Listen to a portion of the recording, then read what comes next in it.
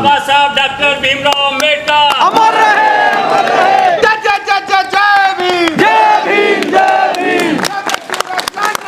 बाबा तेरा नाम रहेगा, बाबा साहब अमर रहे, अमर रहे, अमर रहे। जय जय जय जय जय भीम, जय भीम, जय भीम। जय जय जय जय जय भीम, जय भीम, जय भीम। जब तक सूरज चांद रहेगा, बाबा तेरा नाम रहेगा। वर्तमान में हमारी कार्यकारिणी द्वारा, माननीय अध्यक्ष जी द्वारा, माननीय सचिव साहब द्वारा ये इतिहास रचने का कार्य किया गया है। जो संविधान के निर्माता थे, प्रतिमाएं तो बहुत लग रही हैं बाबा साहब की, पूरे देश में विदेश में भी लग रही हैं। यहाँ इतिहास किस तरह से रच रहा है? यहाँ इतिहास इसलिए रच रहा है कि मैंने आपको बताया कि वर्तमान कार्यकारिणी द्वारा पूरे हिंदुस्तान में माननीय उच्चतम न्यायालय के अलावा दूसरा ऐसा न्यायालय परिसर है जिसमें बाबा साहब की प्रतिमा का अनावरण आज 3 बजे हो रहा है। मतलब उत्तर प्रदेश से सबसे पहले शुरुआत हुई है। सबसे पहले गौतम बुद्ध नगर से हुई है। 76 जिले हैं उत्तर प्रदेश में, कहीं है ही नहीं बाबा साहब की प्रतिमा। क्या किसी भी सेशन कोर्ट में? नहीं, किसी सेशन कोर्ट में नहीं है, केवल हमारे माननीय न्यायालय में आज 3 बजे उसका अनावरण है प्रतिमा का। इसकी शुरुआत कैसे हुई थी, जो आपने इतना प्रयास किया है जो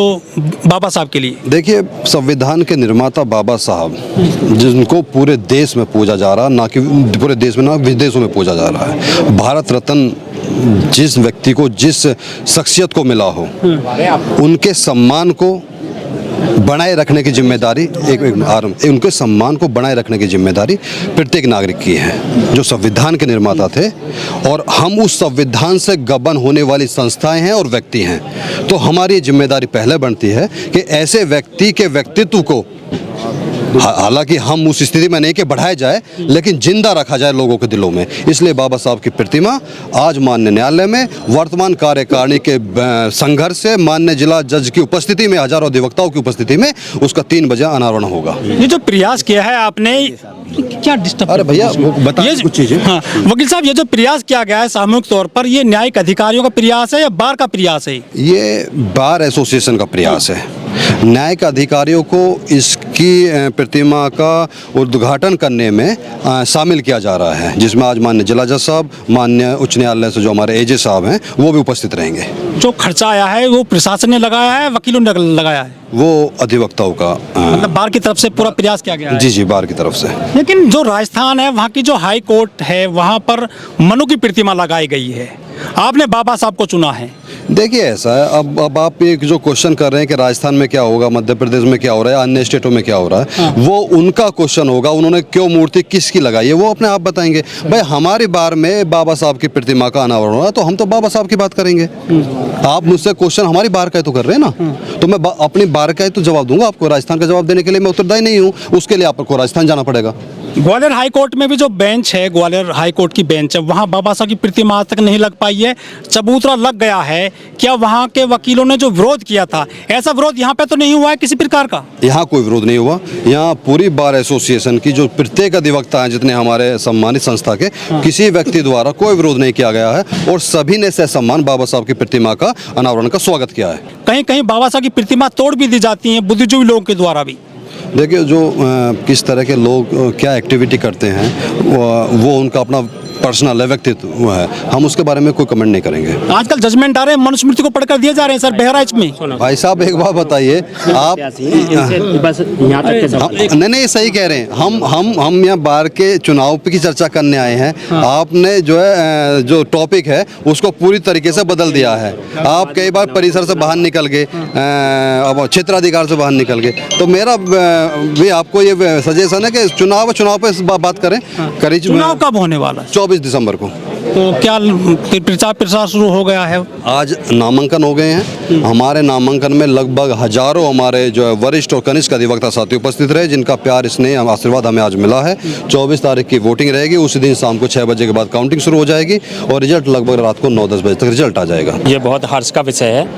और दूसरा, जो वर्तमान कार्यकारिणी के अध्यक्ष हैं आदरणीय परमिंदर भाटी जी, सचिव अजीत नागर जी, उनका भी हम धन्यवाद करना चाहते हैं। उनके प्रयास से और जुडिशल अफसरों के सहयोग से आज बाबा साहब की प्रतिमा का स्थापना हो रहा है। अनावरण तो 14 तारीख को, ये 6 दिसंबर को बाबा साहब का परिनिर्वाण दिवस था, तो उस दिन हो गया था। स्थापना आज की जा रही है इसके। तो क्या लग रहा है, जो कानून मजबूत होगा और अदालतों में लोगों को न्याय मिलेगा? बाबा साहब भी कहते थे कि जो सपना है वो पूरा होना है, सबको न्याय मिले, सबको जो है आज़ादी मिले।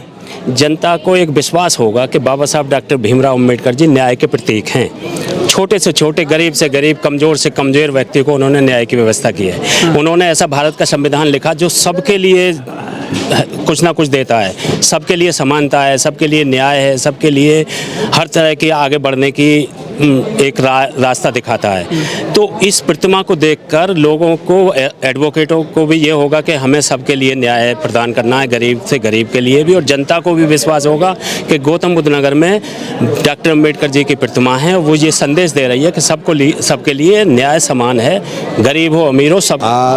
लगभग हमारे यहाँ 2900 एडवोकेट हैं। मुख्य मुद्दे क्या क्या रहेंगे इस बार जो आप चुनाव लड़ने जा रहे हैं, जो वकीलों के लिए करना चाहते हैं आप? सबसे बेहतर, हमारे सबसे जो बड़ा मुद्दा हमारे यहाँ अधिवक्ताओं के सम्मान का है, अधिवक्ताओं के चैम्बर्स का है, साफ सफाई का है, कंज्यूमर फॉर्म का गेट खुलने का है, यहाँ हमारे कुछ टॉयलेट, नए टॉयलेट्स की व्यवस्था होनी है, उसका है। 823 चैम्बर हमारे यहाँ बने हुए हैं। 2900 आपने अधिवक्ता बताए हैं, जी। तो जो बाकी अधिवक्ता है उन्हें उनका राइट जो चैम्बर का है वो कब मिलेगा? इसमें कुछ चैम्बर ऐसे भी हैं जो डबल हैं और कुछ चैम्बर ऐसे हैं जो सिंगल हैं। 2011 के बाद कोई अलॉट नहीं हुए चैम्बर, उस पर कार्यकारिणी द्वारा, पिछली कार्यकारिणी द्वारा काम किया गया है। हमें मौका मिलेगा तो महिला अधिवक्ताओं के लिए सबसे जो बड़ा डिमांड थी वो क्रैच की व्यवस्था थी। उसमें हमारा लगभग जो माननीय अध्यक्ष जी हैं, इनके सहयोग से लगभग 2.5 करोड़ रुपए की व्यवस्था प्राधिकरण से हो गई थी, और चूंकि उसकी परमिशन माननीय उच्च न्यायालय से आनी थी, वो परमिशन हमारी पेंडिंग पड़ी हुई है। जैसे ही परमिशन आएगी उसका काम स्टार्ट हो जाएगा। अभी कितने कम पड़ रहे हैं जो चैम्बर हैं? आपने सरकार को लिखा होगा, जो न्यायिक अधिकारी हैं, हमें चैम्बर और चाहिए, या संख्या बढ़ गई है वकीलों की? लगभग 800 से 1000 अधिवक्ता हमारे पास ऐसे हैं जो चैम्बर विहीन है, जिनको चैम्बर की आवश्यकता है। उनके लिए संघर्ष जारी है। महिला अधिवक्ता जो है वो मतलब संघर्ष वो कर रही हैं, और वो मजबूती से पुरुष के साथ बराबर में खड़े होकर अपनी वकालत करती हैं। और हम, ऐसी कोई बात नहीं है कि महिलाओं में और पुरुषों में अंतर है। जो महिला सम्मानित अधिवक्ता साथी यहाँ वकालत कर रही है, वो वास्तव में जो है प्रशंसा की पात्र है। और ये आप देखिए कि आज की डेट में पुरुष और महिलाएं सब बराबर, हर संस्था में बराबर का सम्मान और स्थान रखते हैं। नीरज भाटी पहले से ही मधुर व्यवहार है इनका, और लोगों की समस्याओं को साथ मिलकर के उसका निदान करते हैं, और आगे भी भविष्य में करते रहेंगे और संघर्ष करेंगे। वकील साहब, वेस्ट जो उत्तर प्रदेश में हाई कोर्ट की बेंच की भी मांग उठ रही है पिछले कई दशक से, लेकिन इसमें सफलता क्यों नहीं मिल रही है? क्या वकील कमजोर हैं या फिर संगठन मजबूत नहीं हो पा रहा है वेस्ट उत्तर प्रदेश में? इसका नेतृत्व हमारे पश्चिम उत्तर प्रदेश की जो मेरठ बार है वो उसका नेतृत्व कर रहे हैं। उनके निर्देशानुसार जब जो प्रोग्राम होते हैं, समस्त पश्चिम उत्तर प्रदेश के बार एसोसिएशन उसके अकॉर्डिंग अपनी कार्य करते हैं। आगे जो है इस बात को मजबूती से उठाया जाएगा, और इस पर लगातार अधिवक्ताओं का संघर्ष जारी है।